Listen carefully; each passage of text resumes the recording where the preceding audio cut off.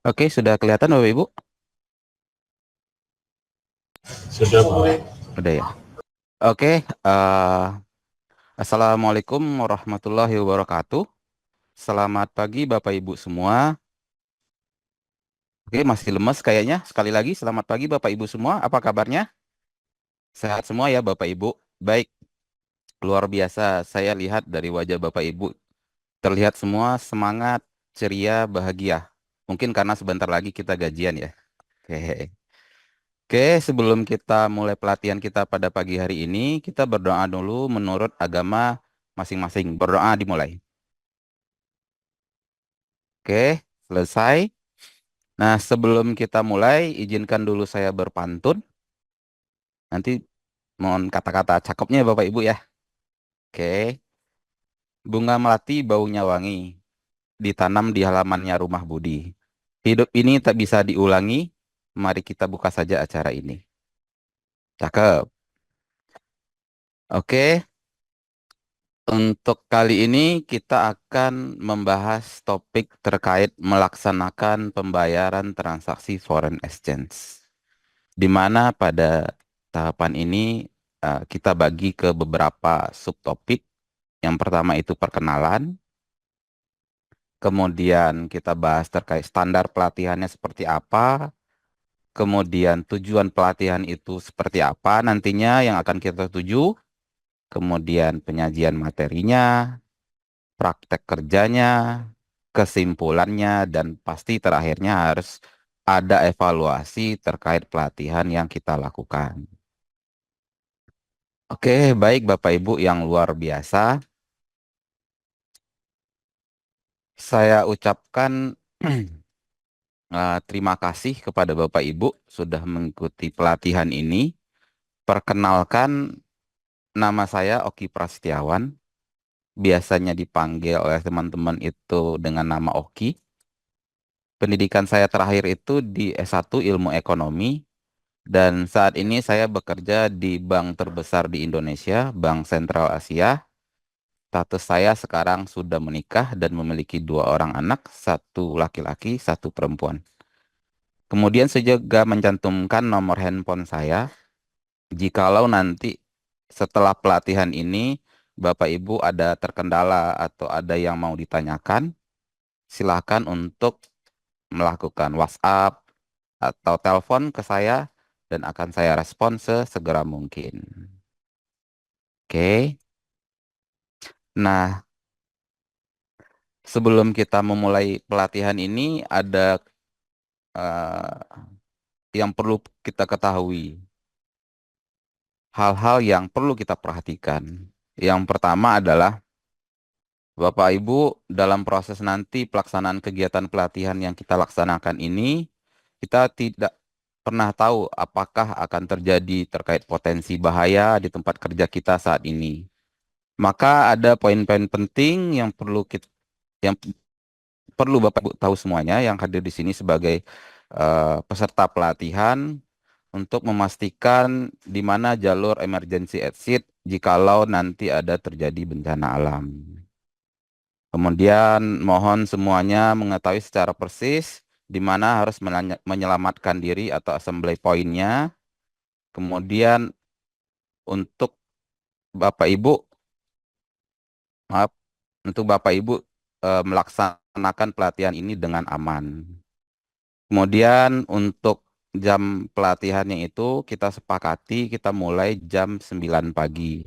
Mohon Bapak Ibu datang sesuai dengan waktu yang telah kita tentukan tersebut. Kemudian untuk kegiatan berjalan dengan baik, mohon kerjasamanya dari Bapak Ibu untuk mematikan handphonenya atau mensalin handphonenya. Jika ada telepon emergency, boleh diangkat, tapi kami sarankan untuk dilakukan di luar kelas. Oke, kemudian untuk menjaga kenyamanan kita semua, mohon bantuan dari Bapak Ibu untuk membuang sampah pada tempatnya. Dan satu lagi, ketika Bapak Ibu punya hajat alamiah, mungkin silakan untuk ke toilet. Oke. Oh ya, satu lagi sebelum saya lupa, itu mungkin Bapak Ibu tidak lupa untuk mengisi absensi yang sudah dibagikan oleh panitia tadi. Oke, sampai di sini kita sepakat ya Bapak Ibu terkait hal ini. Oke, mantap. Kita lanjut. Sebelum kita memulai, kita perlu dengan kata-kata motivasi sehingga kita bisa lebih yakin dan semangat untuk menjalani pelatihan ini. Kata-katanya seperti ini, jika kamu tidak tahan dengan lelahnya belajar, maka kamu harus tahan dengan perihnya kebodohan. Ini salah satu quote dari Imam Syafi'i, ulama terkenal di agama Islam. Oke, kita masuk ke topik inti yang akan kita pelajari pada hari ini atau akan kita sampaikan. Di mana pada hari ini kita akan menyampaikan standarisasi pelatihan yang didasarkan kepada standar kompetensi kerja nasional Indonesia, yang biasanya kita singkat dengan SKKNI. Kemudian nomor SKKNI-nya adalah nomor 178 tahun 2022, di mana topik yang akan kita bahas hari ini adalah melaksanakan pembayaran transaksi foreign exchange. Oke, untuk memudahkan Bapak Ibu mengakses bahan tersebut, saya sampaikan juga link sumber terkait bahannya. Oke, lanjut. Oke, pastinya di setiap pelatihan yang kita lakukan ada tujuan yang harus kita capai. Nah, tujuan dari pelatihan ini adalah peserta dapat menjelaskan dan mampu mempraktekkan pelaksanaan pembayaran transaksi foreign exchange secara bertanggung jawab, teliti, dan disiplin. Oke, sampai di sini Bapak Ibu ada pertanyaan? Oke, baik, tidak ada ya. Oke, izin saya untuk melanjutkannya. Oke, lanjut kepada penyajian materi. Baik, Bapak Ibu yang luar biasa, itulah pendahuluan yang saya sampaikan kepada Bapak Ibu untuk mengawali kegiatan pelatihan kita pada hari ini. Nah, sekarang kita akan mulai masuk membahas tentang unit kompetensi yang akan kita pelajari pada hari ini. Sebelum itu, saya akan menjelaskan sedikit terlebih dahulu kepada Bapak Ibu, di mana saya membaginya ke dalam 3 topik pembahasan. Yang pertama, gambaran umum unit kompetensi. Yang kedua, pengetahuan. Kemudian yang ketiga, keterampilan dan sikap kerja yang wajib dikuasai agar tujuan pelatihan yang tadi kita bahas dapat tercapai. Oke, pertama saya jelaskan terkait konteks variabel. Konteks variabel ini itu maksudnya Bapak Ibu adalah batasan keberlakuan unit ini dalam mengerjakan pekerjaan kita. Unit kompetensi ini berlaku untuk melaksanakan pembayaran transaksi foreign exchange. Kemudian yang kedua, memahami produk foreign exchange meliputi transaksi foreign exchange dengan valuta today, tomorrow, dan spot. Oke, kemudian peralatan yang kita gunakan untuk unit kompetensi ini itu ada berupa aplikasi sistem treasury, kemudian aplikasi sistem pembayaran, selanjutnya alat komunikasi jika itu diperlukan untuk komunikasi dengan pihak internal maupun eksternal, kemudian juga alat hitung jika itu memang diperlukan. Nah, dari unit kompetensi ini yang ada, pastinya harus ada sikap kerja yang harus kita miliki. Sikap kerja yang kita miliki itu adalah bertanggung jawab, yang kedua teliti, itu harus, dan disiplin. Karena setiap transaksi yang harus kita bayarankan itu harus benar dan tepat, dan harus sesuai jadwal paymentnya. Di mana pembayaran itu ada cut off untuk masing-masing transaksi. Oke, sampai di sini ada yang mau bertanya? Oke, tidak ada. Mungkin giliran saya yang akan bertanya. Oke, mungkin kita akan masuk kepada target utama kita. Bisa dibantu Bapak Ibu mungkin dari Pak Mugi? Oke, benar Pak. Terima kasih Pak Mugi atas jawabannya. Tiga aspek kompetensi inti pelatihan kita adalah yang pertama pengetahuan, keterampilan, dan sikap kerja. Oke, kita lanjut. Baik Bapak Ibu, sekarang kita mulai masuk membahas tiga aspek kompetensi penting agar kita dapat mengerjakan unit ini sesuai dengan minimal standar yang sudah ditentukan.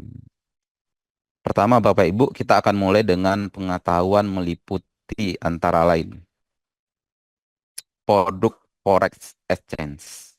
Jadi produk forex exchange ini terjadi dari tiga.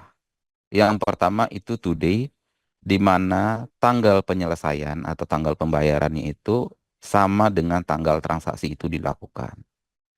Kemudian juga ada forex tomorrow, di mana tanggal penyelesaian itu dilakukan 1 hari kerja setelah transaksi itu dilakukan. Dan yang terakhir, untuk transaksi forex spot, itu di mana penyelesaiannya itu 2 hari kerja setelah transaksi itu dilakukan. Nah, setelah transaksi-transaksi ini dilakukan, pastinya pada akhirnya akan ada pembayaran yang harus dilakukan dan yang kita terima. Sebagai contoh, kita ada transaksi pembelian US dollar dengan penjualan IDR.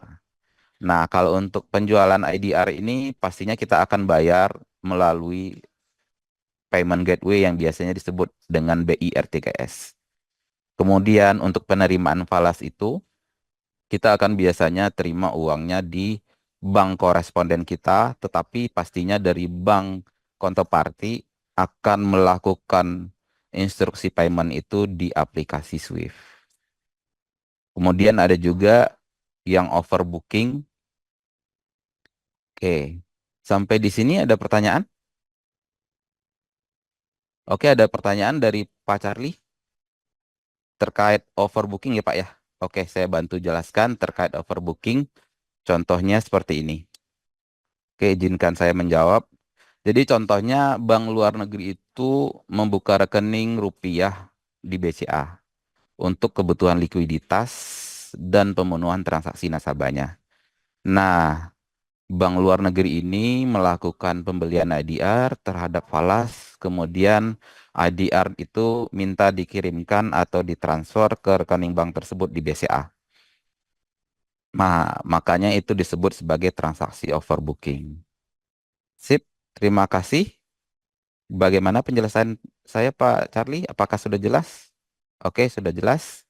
Ada pertanyaan lagi? Oke, kalau tidak, izinkan saya untuk melanjutkannya. Oke, ketika tadi kita bahas mengenai pengetahuan, selanjutnya kita akan bahas mengenai sikap kerja kompetensi inti berikutnya adalah keterampilan dan sikap kerja.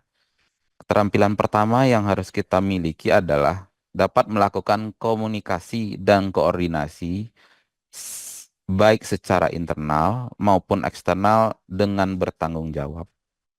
Kemudian keterampilan kedua yang perlu kita miliki adalah kita dapat mengoperasikan aplikasi terkait, baik itu aplikasinya treasury atau aplikasi payment secara teliti dan bertanggung jawab. Karena nominal transaksi yang kita lakukan itu tidak sedikit. Jadi diharapkan kita lebih teliti dan bertanggung jawab terhadap pekerjaan yang kita lakukan tersebut. Kemudian yang ketiga, keterampilannya yang perlu kita miliki adalah menggunakan jaringan internet atau komunikasi secara bertanggung jawab. Karena ada kalanya kita perlu berkomunikasi dengan pihak eksternal, maka kita perlu menggunakan kata-kata yang formal, yang menghargai, sehingga lawan bicara kita tidak tersinggung. Karena kita membawa nama baiknya BCA. Oke, sampai di sini ada pertanyaan, Bapak Ibu? Oke, tidak ada. Next adalah kita masuk kepada praktek kerja. Baik, teman-teman atau Bapak Ibu sekalian, tadi sudah kita bahas tentang materi keterampilan kerja. Nah, kita sebelum masuk melakukan praktek kerja, saya akan tunjukkan terlebih dahulu langkah-langkah kerja yang harus kita lakukan dalam mengerjakan pekerjaan ini. Yang pertama, Bapak Ibu pastikan langkah kerjanya, yaitu memeriksa keabsahan transaksi forex tersebut. Kemudian setelah absah, setelah valid, itu kita menyelesaikan pembayaran transaksi forex tersebut dengan teliti dan cermat. Dan yang terakhir, dokumen-dokumen terkait kita tata usahakan dengan rapi dan cermat sehingga ketika nanti ada keperluan mungkin audit internal atau audit eksternal, dokumen-dokumen tersebut sudah siap kita sampaikan kepada pihak tersebut. Kemudian setelah jelas langkah kerja yang kita lakukan, baru kemudian kita bisa melakukan praktek kerja. Nah, di sini saya sampaikan sedikit terkait proses pada aplikasi terkait, di mana ketika transaksi itu setelah selesai dilakukan dealing oleh front office, di BCA biasanya dilakukan di treasury, itu biasanya dari back office tempat saya bekerja, atau mungkin Bapak Ibu bekerja nanti gitu kan, itu akan dilakukan trade validation. Nah, di trade validation ini biasanya akan memverifikasi kemana uang itu akan dibayar dan di mana uang itu akan diterima. Kemudian selanjutnya ketika itu sudah selesai, sudah oke, dilanjutkan kepada konfirmasi. Nah, konfirmasi ini biasanya akan dikirim kepada nasabah, itu bisa berupa surat konfirmasi, atau biasanya kalau di aplikasi Swift atau Interbank, itu menggunakan MT300. Nah, ketika konfirmasi ini sudah cocok satu dengan yang lainnya, makanya akan masuk ke tahap terakhir, tahap pembayaran. Nah, tahap pembayaran ini bagaimana? Nah, tahap pembayaran ini itu biasanya akan mengikuti sesuai mata uang masing-masing. Contoh IDR itu pembayarannya lewat API RTGS, Falas itu biasanya lewat aplikasi Swift, atau yang tadi ditanya sama Pak Charlie itu overbooking. Overbooking itu bisa Falas, bisa IDR, tergantung dari counterparty transaksinya mata uang apa. Oke, mungkin sampai di sini dari Bapak Ibu ada yang mau ditanyakan lagi? Oke, maaf. Oke, kalau tidak ada, mungkin saya akan menunjukkan alat peraganya berupa aplikasi Treasury dan pembayarannya. Mungkin silakan Bapak Ibu untuk mempraktekkan apa yang tadi telah kita bahas. Saya kasih waktu kepada Bapak Ibu untuk mempraktekkan tersebut lebih kurang sekitar 10 menit. Dimulai dari sekarang. Oke, jika ada kendala nanti silakan ditanyakan langsung. Oke, ada kendala? Aman ya Bapak Ibu ya? Oke, bisa kita lanjut? Oke, kita lanjut ya. Oke, setelah kita membahas mengenai tiga aspek inti tadi, yaitu pengetahuan, keterampilan, dan sikap kerja, serta sudah melakukan praktek kerja, maka saya memberikan kesempatan kepada Bapak Ibu untuk berdiskusi terkait praktek kerja yang tadi dilakukan dan menanyakan jika ada dari hasil diskusi tersebut yang perlu diklarifikasi ulang. Oke, Ibu Rana sepertinya raise hand. Silakan Ibu. Oke, jadi Ibu Ratna setelah diskusi tadi menanyakan bagaimana jika terjadi ketidaksesuaian antara transaksi atau konfirmasi yang kita terima dari counterparty gitu kan terkait transaksi yang terjadi. Oke, terkait ketidaksesuaian konfirmasi antara counterparty dengan internal kita, maka hal yang perlu kita lakukan pertama kali adalah melakukan koordinasi dan komunikasi dengan pihak internal dulu, di mana pihak internal ini yang perlu kita klarifikasi atau konfirmasi adalah dealer yang melakukan transaksi tersebut. Apakah transaksi yang diinput atau yang dilakukan tersebut sudah sesuai dengan dislip yang ada? Oke, ketika itu sudah sesuai, maka tahapan berikutnya yang perlu kita lakukan adalah melakukan konfirmasi kepada pihak eksternal. Jadi, ketika satu sisi sudah benar, pasti sisi yang lain ada yang perlu diperbaiki. Nah, biasanya untuk konfirmasi ulang ini ke counterparty, kita bisa mediakan melalui media email atau melalui telepon. Nah, biasanya dari counterparty akan melakukan pengecekan juga dari si internalnya mereka, dan ketika ditemukan perbedaan data, mereka harus melakukan perbaikan terhadap konfirmasi yang sudah disampaikan. Oke, sampai di sini ada pertanyaan lagi? Bu Rana, apakah sudah jelas? Oke, sudah jelas ya. Oke, dari kegiatan tadi kita dapat simpulkan bahwa diharapkan peserta dapat memverifikasi deal slip dengan transaksi yang tercantum dalam sistem, baik dengan cermat maupun teliti.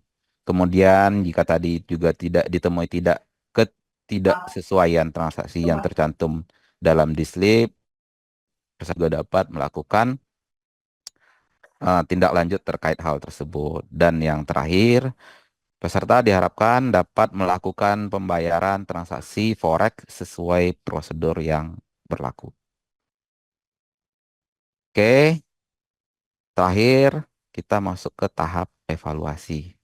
Nah, pada tahap evaluasi ini mungkin saya akan meminta ke Bapak Ibu satu dua orang untuk menjelaskan cara melakukan transaksi forex exchange. Kemudian yang kedua, satu dua orang juga akan mempraktekkan cara pengoperasian aplikasi treasury dan pembayaran. Oke, mungkin kepada Pak Erwin dan Pak Mugi untuk menjelaskan cara melakukan pembayarannya, dan mungkin sama Ibu Ratna dan Ibu Rahma untuk mempraktekkan aplikasi treasury dan pembayarannya. Oke, silakan. Oke, terakhir, biasanya kan kalau kita belajar ini ada PR ya Bapak Ibu kayak kita di sekolah dulu gitu kan. Nah, ini saya kasih satu PR buat Bapak Ibu. Mungkin buatkanlah contoh masing-masing satu untuk produk forex yang tadi kita bahas, yaitu produk today, tom, dan spot. Oke ya Bapak Ibu, tugas ini jangan lupa dikumpulkan pada hari ini, dan nanti akan saya review ketika tugas ini sudah selesai. Oke, terima kasih Bapak Ibu sudah mengikuti pelatihan ini. Semoga materi yang saya sampaikan pada hari ini bermanfaat bagi Bapak Ibu semua dan bisa dipraktekkan di tempat kerjanya. Sekian, terima kasih. Wassalamualaikum warahmatullahi wabarakatuh.